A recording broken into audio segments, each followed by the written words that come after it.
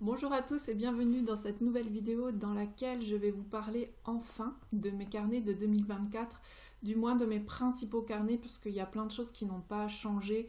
Donc je vais vous renvoyer assez régulièrement à des précédentes vidéos dans lesquelles je vous présente tel ou tel carnet ou même dans la vidéo dans laquelle je vous parle de mes carnets en 2023 puisqu'il y a des choses qui sont vraiment identiques. Donc je ne vais pas vous représenter les mêmes choses. Je vous mettrai tous les liens dans la barre d'infos, comme ça vous pouvez après, si vous ne les avez pas encore vus, aller explorer ces vidéos que j'ai fait par le passé. Donc j'ai trois carnets principaux dans lesquels j'écris quasiment tous les jours et c'est cela que je vais vous présenter. Mon premier carnet c'est mon bullet journal. C'est un Leuchtturm, je fais vraiment pas dans l'originalité. C'est un Leuchtturm pointillé. En fait, quand j'ai commencé à tenir un bullet journal en 2015, c'était vraiment le seul carnet qui existait. Enfin, disons que c'était le carnet qui était plébiscité par toutes les personnes qui parlaient du bullet journal. Il s'avère que c'est un carnet. Moi, j'aime beaucoup la sobriété et du coup, j'ai opté pour un carnet noir et tous mes bullet journaux depuis c'est le même carnet. Je suis restée fidèle à ce modèle-là parce que j'ai beaucoup de confort dans l'écriture, même si dans ce carnet, même si on peut voir que il y a cette espèce d'ombre, mais ça ne traverse pas, mais il y a une ombre comme ça qui traverse au niveau du papier, mais ça ne me dérange pas. Et c'est mon carnet quotidien dans lequel je viens m'organiser. Alors, depuis mes débuts, j'ai vraiment évolué par rapport au bullet journal. Auparavant, c'était aussi un outil pour moi d'expression, voire de développement personnel. Mais j'ai complètement arrêté l'aspect développement personnel dans ma vie et du coup dans mes carnets. Même si je fais de l'introspection, mais pour moi c'est vraiment deux choses différentes. Donc en fait maintenant mon bullet journal est très simple. Il y a les pages du début avec les mois. Ça ressemble à un agenda en fait, avec des pages pour m'organiser au début, planifier. Et puis ensuite, il y a chaque mois en fait, j'ai une page pour présenter le mois. Je vais vous montrer une page d'introduction du mois. Voilà, une page comme ça. Là, je traque des petites choses en bas. Et puis ensuite, il y a une page, une double page de mensuel avec les dates et puis les projets en face. Et puis ensuite, j'ai un tracker, deuxième double page de tracker, mais c'est pas vraiment un tracker en fait. Je note les marches que je fais, les sorties que je fais, donc c'est juste une chose que j'écris. Voilà.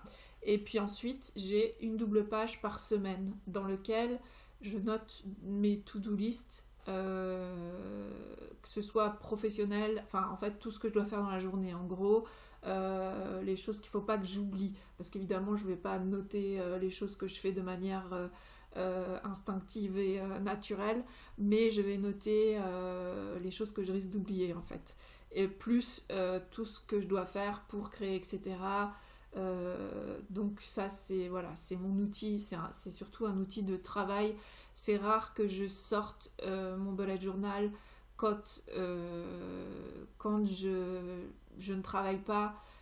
Alors je fais des to-do, mais souvent je les fais sur des feuilles volantes parce que j'ai pas besoin d'aller dans mon bullet journal. Donc c'est vraiment malgré tout, vous pourriez me dire mais pourquoi tu reviens pas du coup à un agenda classique? Parce que j'aime beaucoup le fait de créer moi-même.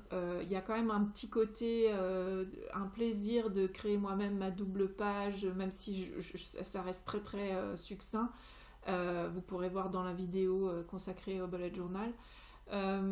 J'aime ce côté carnet en fait qu'on feuillette, et j'aime le fait qu'il n'y ait pas du tout de place perdue, puisque si une semaine je ne travaille pas eh bien, je ne me sers pas de mon bullet journal. Je trouve que dans les agendas, il y a beaucoup de place perdue et de papier perdu.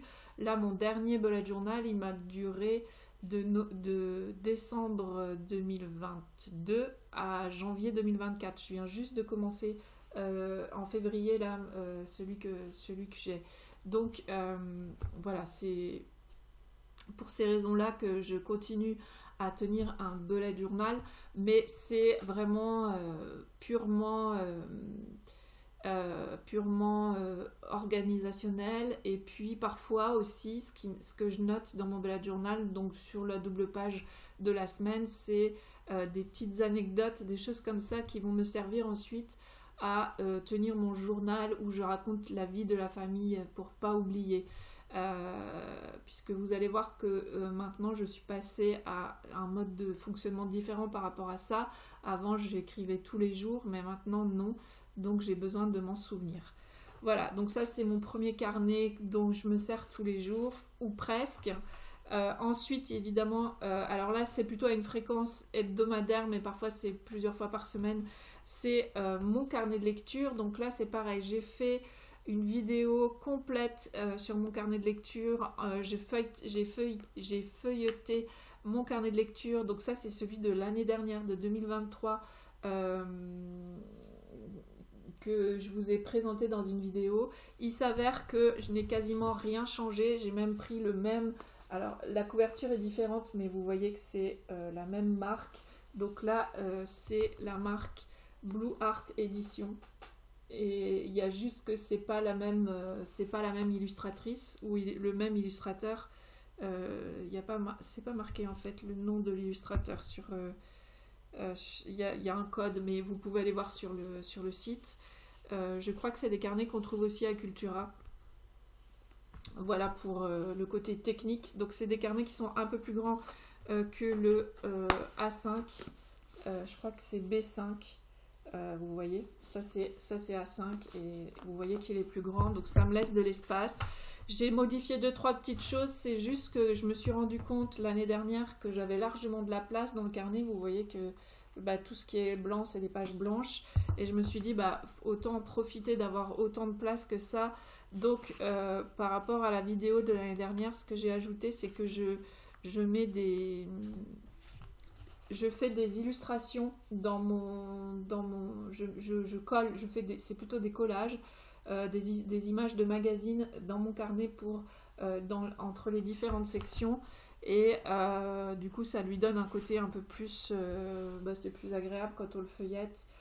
Donc ça c'est la section challenge.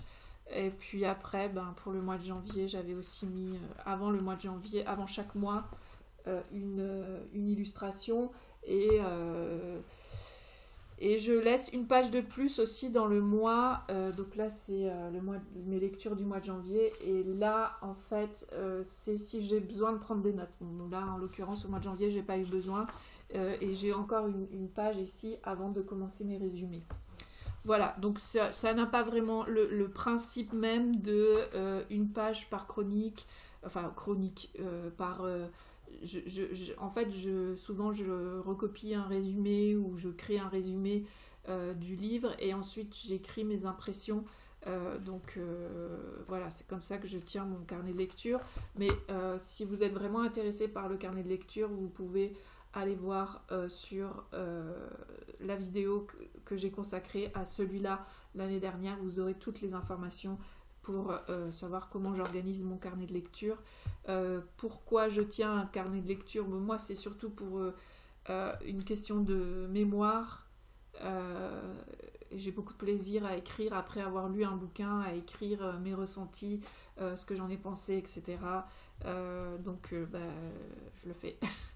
Voilà. Et ensuite, le carnet qui a le plus évolué par rapport à l'année dernière, c'est mon carnet quotidien que j'appelle mon journal quotidien, en fait. L'année dernière, c'était un paper blank, mais de format A6. Je crois que c'est A6.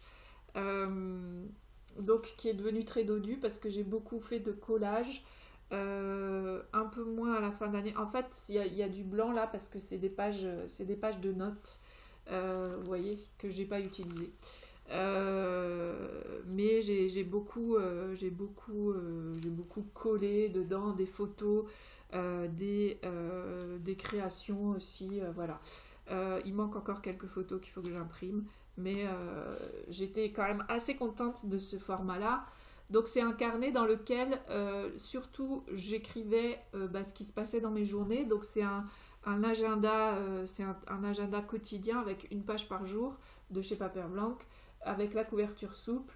Et donc je collais des photos de ce qui de la famille, parfois des selfies. Je mettais parfois donc des choses que je faisais en collage, des illustrations aussi tirées de magazines. Mais donc, bon, j'ai eu beaucoup de plaisir à remplir ce carnet, mais j'ai eu parfois l'impression de faire 2 fois la même chose parce que j'envoie aussi à mes parents chaque mois environ, parfois ça prend un peu plus de temps, des pochettes plastiques. Enfin, c'est un classeur de ce format-là que vous voyez derrière moi, là, le noir et blanc. Ils ont le même et il y a des pochettes spéciales pour le scrapbooking dedans que j'utilise pour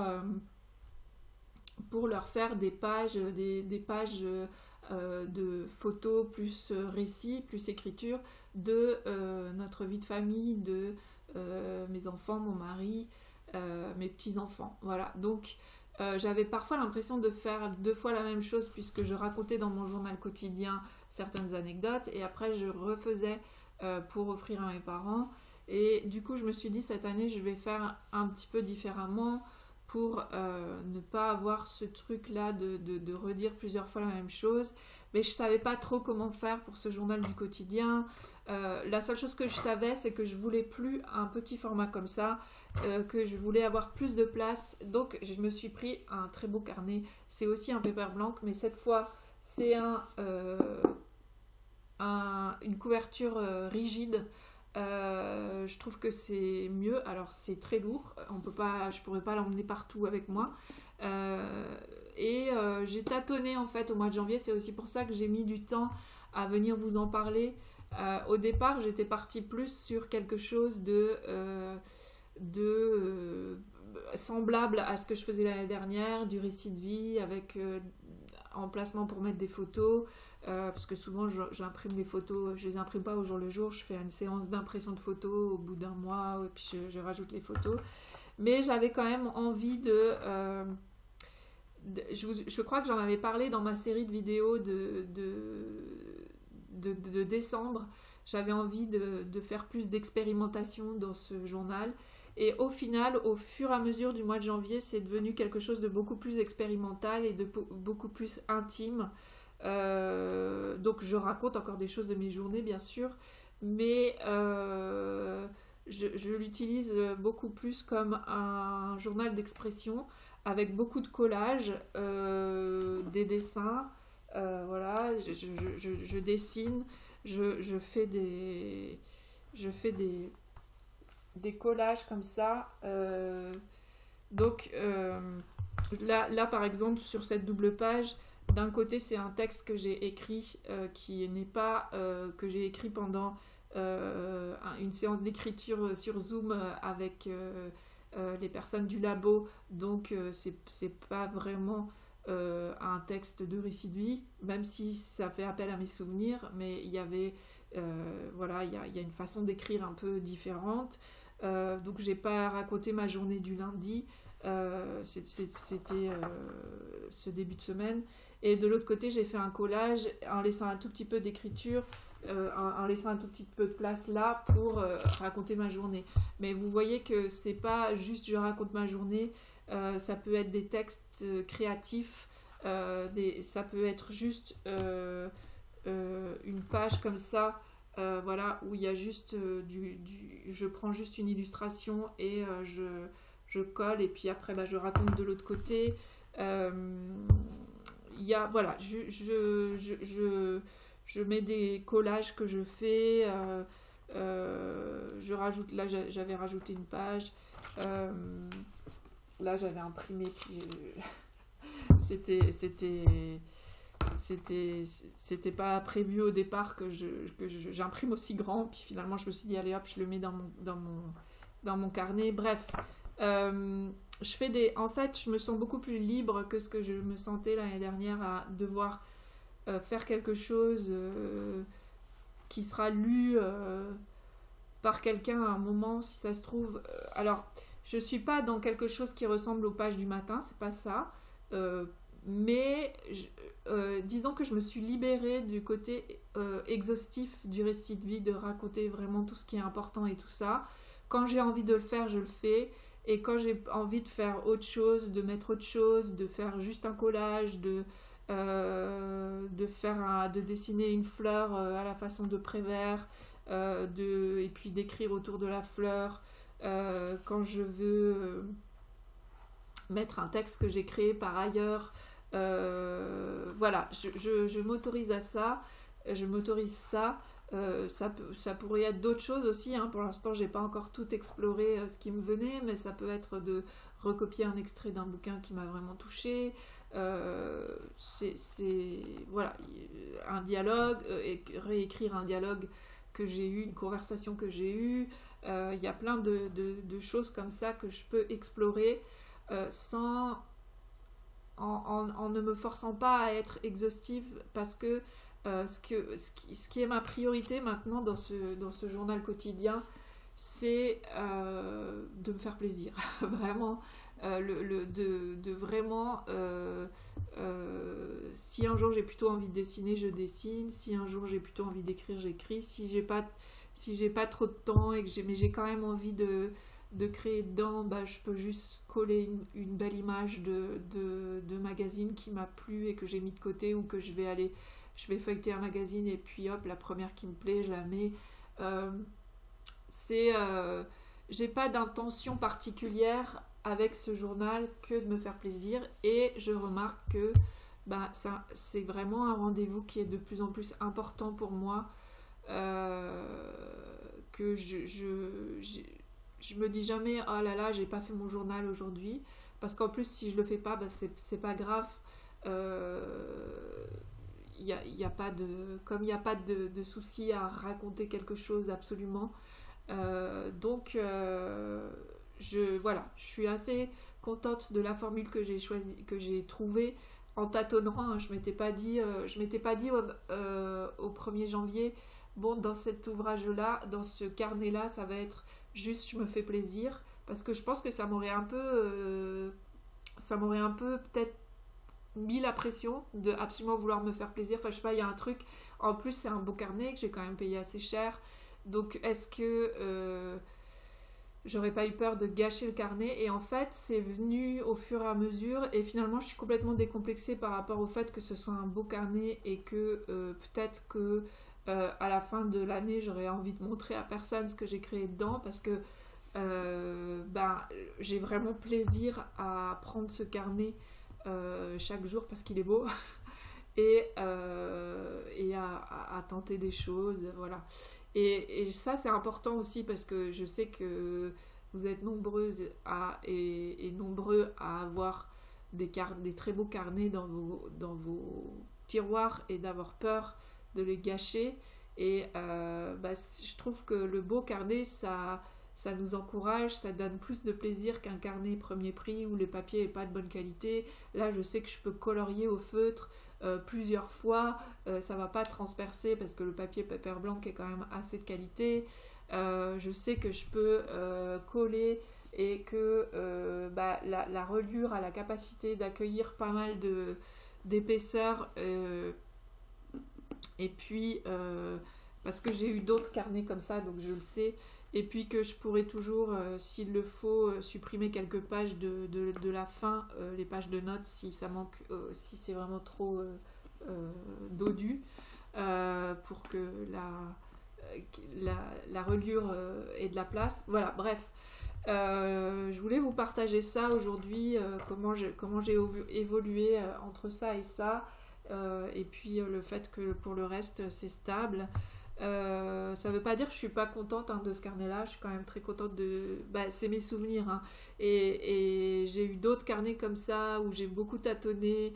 Et puis en fait, quand je les reprends quelques années après, je suis toujours contente de les feuilleter.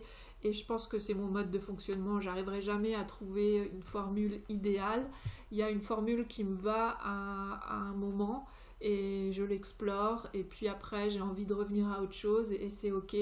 Et je sais qu'il y a certaines personnes qui arrivent à se couler dans un moule et puis après de ne pas en sortir.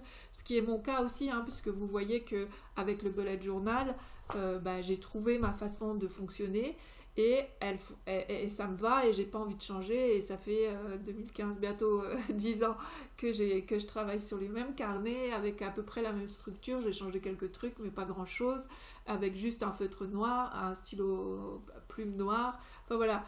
Donc il y a ne vous sentez pas, ne vous dites pas oh là là, moi je fais toujours la même chose. Si c'est ce qui vous convient, c'est ok aussi. Vous voyez que le carnet de lecture, j'ai pas eu envie de changer beaucoup de choses à part de mettre un peu de fantaisie en collant des pages de magazine.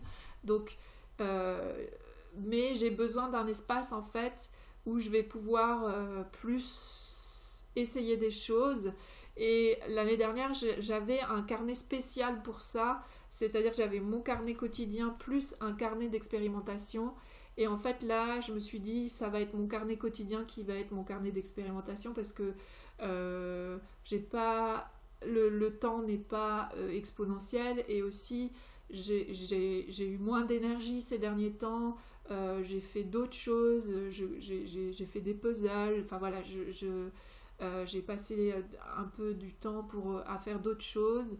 Et du coup, c'était bien que mon carnet d'expérimentation en fait, soit mon carnet de tous les jours, qu'il n'y ait pas deux carnets. Parce que j'ai remarqué aussi que l'année dernière, j'étais pas allée si souvent que ça dans mon carnet d'expérimentation et c'est dommage. Voilà. Donc n'hésitez pas dans les commentaires à me partager quels sont vos carnets, quelles sont les évolutions par rapport à l'année dernière, si vous gardez les mêmes supports d'écriture que l'année dernière ou si vous avez évolué, si vous gardez le même type d'écriture que l'année dernière ou si vous testez des nouvelles choses. Ça me fera plaisir de vous lire. Je vous remercie encore pour tout le soutien que vous m'apportez en étant présent, en regardant les vidéos, en likant, en laissant des commentaires, en faisant vivre un peu la communauté sur cette chaîne YouTube. Et puis je vous dis à la semaine prochaine pour une nouvelle vidéo. Salut!